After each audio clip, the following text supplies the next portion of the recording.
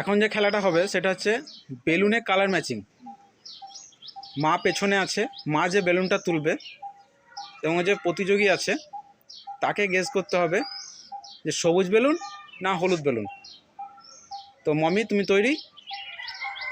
মা যে কোনো একটা হাত নামিয়ে দাও, যে কোনো একটা হাত।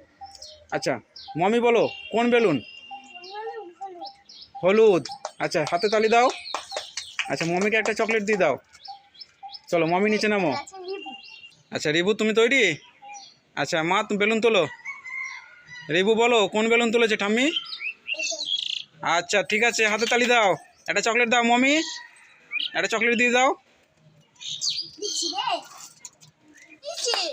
চলো এবারে মৌ তুমি তৈরি? আচ্ছা বলো কোন বেলুন? আচ্ছা হাতে তালি দাও, সঠিক বলেছে। চকলেট দিয়ে দাও। মমি উঠে দাঁড়াও, মৌ উঠে দাঁড়াও।